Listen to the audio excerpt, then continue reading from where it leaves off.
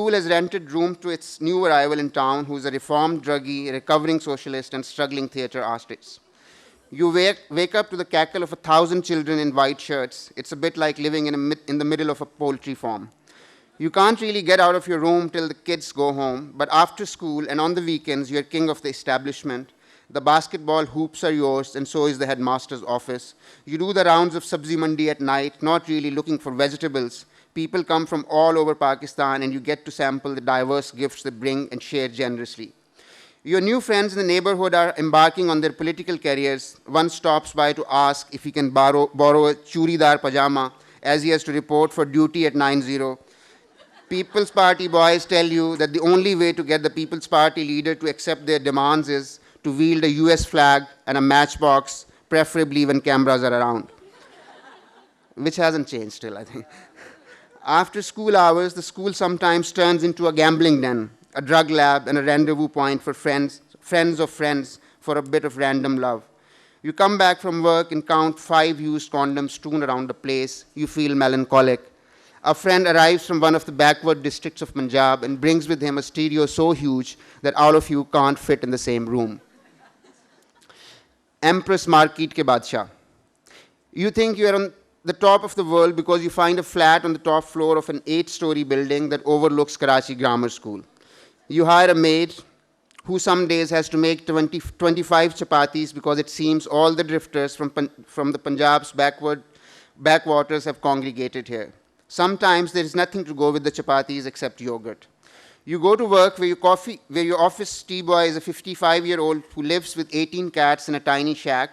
He used to be a butcher once. He shows you his sliced thumb to prove it. He would like to get back to his old profession. One evening, a dreaded gentleman from your past barges in with a woman with large eyes and a chadar.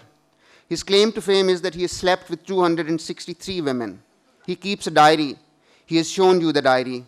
You are rude to him and make sure that the woman doesn't become 264th in your flat. You like being the moral police.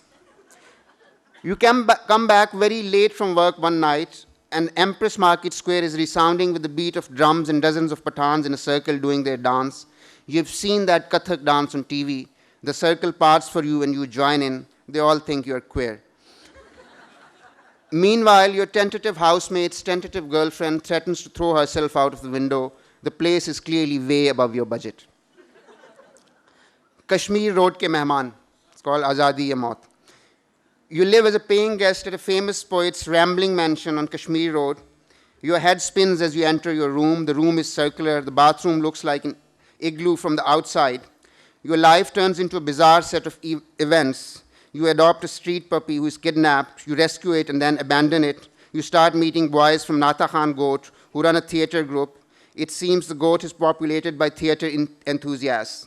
They are so smart that they can look at your ashtray and tell your future. They tell your future belongs in Nata Khan Goat. Okay, it kind of goes on and on. And there's like something, we do Nautanki in Nata Khan Goat, and then we have Sea Breeze, and then you move into a studio. And the last bit I will read, which is, and then you live in a dead poet's house and learn to read.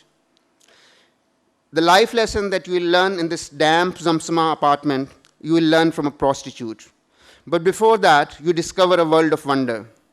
Your new flat was owned by a poet who died young. The place has nothing but books, many times thumbed books read with love, passages underlined, reactions noted, little slips of paper with cross-references inserted, obscure words circled and explained. Here, your housemates are Borges, Calvino, and Muhammad Khalid Akhtar. You have always read books, but you have never really learned to read like this. Here, each book you pick up comes with the gentle guidance of your late landlord, Saghir Malal. He tutors you from beyond. He teaches you the bleeding obvious. You can't write if you don't really know how to read. Then one day, your occasional housemate goes out and comes rushing back with 2 women. Outside, there is a curfew, and the women need shelter for a while. They have come all the way from Kurangi 6 to meet some clients who seem to have disappeared. One is a tall, dark Amazonian character with wild laughter and wants you to write her tragic love story. She comes from a backward district of Punjab.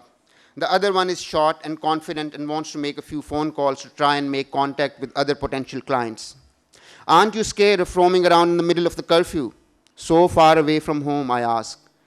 The tall one thinks that not only do you have no money, you're also stupid, and replies in her backward district's mother tongue. It's work. You get screwed. You get paid. What's there to be scared of? Thank you.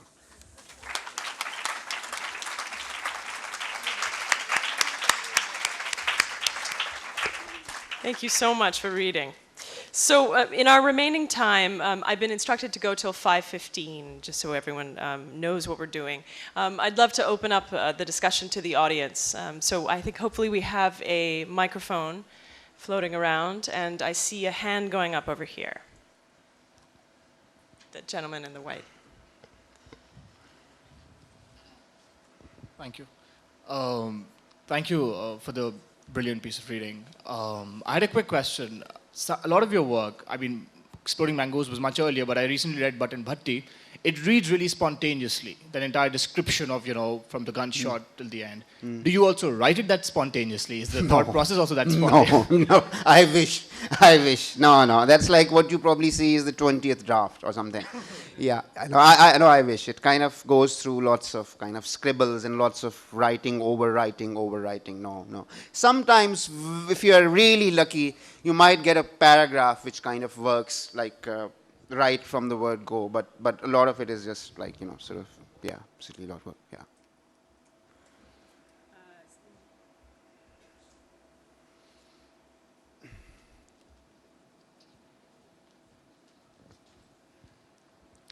Thank you. Hanif Saab, I, of course, read your case of Exploding Mangoes, which was, I told you in the lobby, was cathartic. I loved General Saab so much and enjoyed the multiple treatments that he received in the book. But also read your article, your abdication note in The Guardian about moving back to Pakistan. Just to remind you, you talk about the generator in the end. You say there's power failure, etc., and everyone's saying, why are you going back? And that was 2 years ago, and that was inspirational. How do you feel now?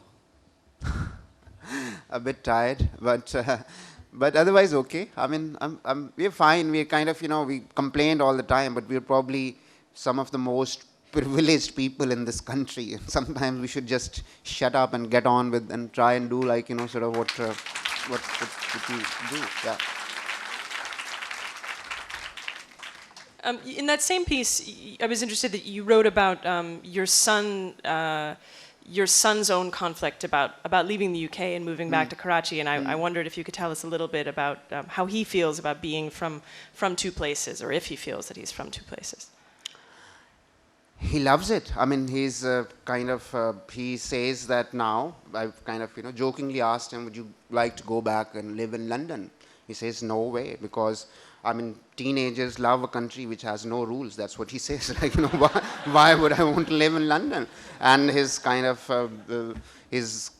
ideas are quite basic. Like, Pakistan is a place to live and London is a place to shop. Like, sort of that's so he's learned it quite quickly, and he knows all the bad Maimon jokes, and sort of so the kids kind of yeah. Will there be a sequel to Exploding Mangoes? Zia may be dead, but Shigli is young. No? In my desperate moments, I have thought about it actually.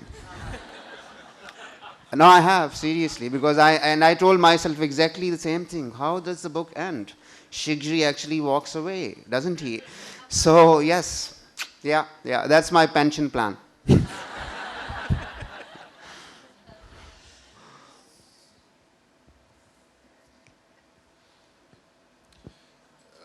While reading Exploding Mangoes, a question which kept coming to mind, and I'm going to ask you this now. It was a bold writing in many ways. I was just wondering, did you ever get intimidated by the so-called establishment or the agencies, either then or afterwards? No, I mean, no, not really. I was sent one message by General Ziaul Haq's son, Mr. Ejazul Haq. Some of you might have seen him on TV. Yeah. So, which was, sort of through a journalist, अगर मेरे वालिद साहब जिंदा होते तो फिर मैं देखता ये नॉवल कैसे लिखता लड़का. Which I found like, sort of, yeah, you're absolutely right. I couldn't have. I couldn't have. Yeah. We have a question in the front row. Hello? Yeah, And I'll repeat the question after you. Going back to Ramallah, I was wondering how many people there and how many kids there who you were teaching had read your book? No, they hadn't, because everyone hear that? Sorry, the it's question very was- difficult to find books in kind of, in that place, like, sort of. So, but they've asked for it, and I've promised that, sort of, I'll get them some copies. They hadn't read my book. Yeah. And we have a question in towards the back. yeah. What advice would you give to young aspiring writers to get it more exposed and to share their stories to the whole world? Sorry. What advice would you give to young writers that want to get more exposed or to share their stories? I think they should read. I keep meeting lots of kids who want to write, but they don't really read. They don't really want to read. And and that can't really work. I mean, if you don't like books, you can't really be a writer. It's like, sort of saying that, sort of, I hate flying, but I want to be a pilot, or something like that. Something as absurd as that. So sometimes people don't see this most obvious link, that if you don't really like books, and if you don't think about them, and if you, sort of don't really care about good writing, then, it's not likely that you will write. Yeah, so I think reading, and reading well, is I think the first step. You have lived and worked a considerable time of your life in both countries, but your writing is mainly composed of this region. Have you ever thought of going transfrontier and writing something about UK from your point of view, which we might benefit? Not yet, but at some point, maybe, yeah. I mean, I've thought about it, but I don't really have a compelling story that I want to tell. But at some point, I might. You spoke about learning from a poet across the grave from his books. Yes. Could you share a story, something from one of those books, one of those connections that really changed you, moved you?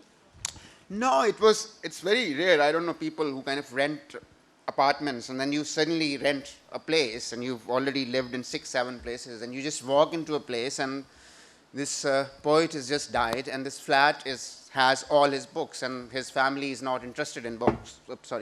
His family is not interested in books, and they're saying, like, just do something with these books, like, keep them.